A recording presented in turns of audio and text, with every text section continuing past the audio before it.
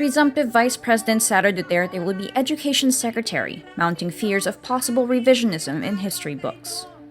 Presumptive President Ferdinand Bongbong Marcos Jr. makes the announcement Wednesday, May 11, saying his running mate agrees to lead the Department of Education. Tinanong ko sa kanya kung kaya niya yung trabaho dahil mahirap ang trabaho ng Secretary of Education. Pero nag-agree naman siya at palagay ko kasama na dyan dahil she is a mother and she wants to make sure that her children are well trained and well educated, and that's the best motivation that we can hope for. In an interview with ANC Thursday, May 12, Opposition Senator Risa Hontiveros says the DepEd chief should be an education expert. Hontiveros notes the agency's mandate should be combating historical revisionism, something which Sara's father, President Rodrigo Duterte, and her running mate, Marcos Jr., have been doing to whitewash their sins. Marcos Jr. earlier suggested that Sara wanted to be defense secretary, but the presumptive vice president says through her spokesperson Wednesday that she has not expressed preference for any cabinet position. U.S. President Joe Biden calls presumptive Philippine President Ferdinand Marcos Jr. on Thursday, May 12, to congratulate him on his election win. In a statement, the White House says Biden looks forward to working with Marcos Jr. to continue strengthening the U.S.-Philippine alliance. The U.S. president adds he looks forward to expanding bilateral cooperation on a wide range of issues, including the pandemic, climate crisis, economic growth, and respect for human rights. Philippine Ambassador to the United States Jose Manuel Romualdez says Marcos Jr. told Biden he is prepared to work with him and continue to strengthen their relationship. China likewise extends its congratulations to Marcos Jr. and presumptive Philippine Vice President Sara Duterte.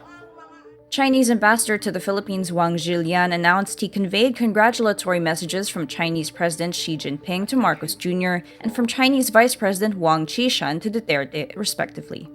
Marcos Jr. earlier said he wanted to pursue a continuation of closer ties with China and appeared prepared to set aside the historic arbitration win of the Philippines in The Hague. Broadcast journalist and soon-to-be Senator Raffy Tulfo defends presumptive President Ferdinand Marcos Jr.'s treatment of critical media.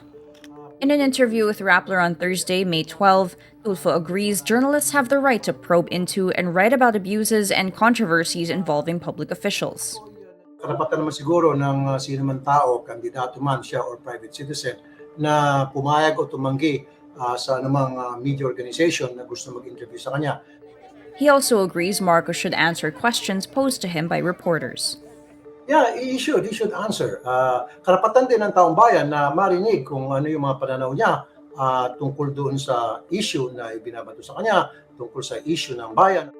But Tulfo says media outlets should strive to publish positive articles about Marcos or other officials so as to be perceived as not biased.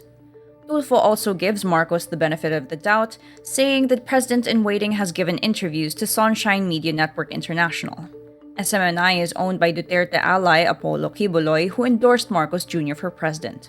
Tulfo adds he would push for the decriminalization of libel during his term as senator, and he would support a new franchise for embattled ABS-CBN. Marcos Jr.'s presidential campaign refused to join events involving critical media and ignored media's questions that probe into his family's issues. The Commission on Elections upholds its earlier dismissal order of a petition to declare dictator's son Ferdinand Bongbong Marcos Jr. a nuisance candidate. The Comelec Bank, in its ruling dated Wednesday, May 11, says the motion for reconsideration filed by Danilo Lihay failed to raise new arguments to warrant the earlier ruling's revisal. Lihay's dismissed petition claimed Marcos sought to mock the election process because his purpose was mainly to have his family's political comeback in Malacanang.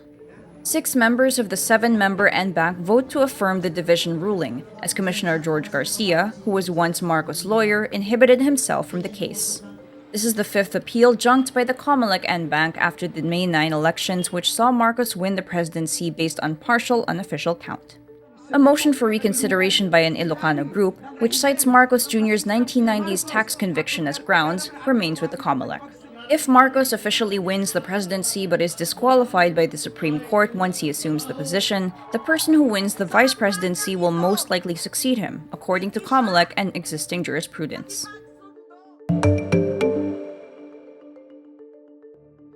prominent Al Jazeera reporter Shireen Abu Akleh was shot dead during an Israeli raid in the occupied West Bank Wednesday, May 11.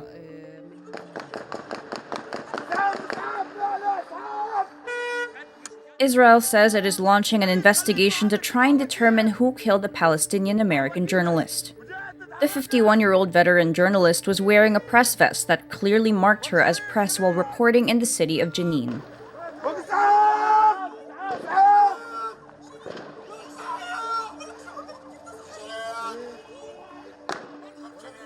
She was covering the latest arrest operation launched by the Israeli military amid deadly Arab attacks in Israel. Palestinian President Mahmoud Abbas describes Abu Akleh's death as blatant, cold-blooded murder by the Israeli military. The White House strongly condemns the killing and calls for an investigation into Abu Akleh's death. On Twitter, U.S. State Department spokesperson Ned Price says her death was an affront to media freedom everywhere.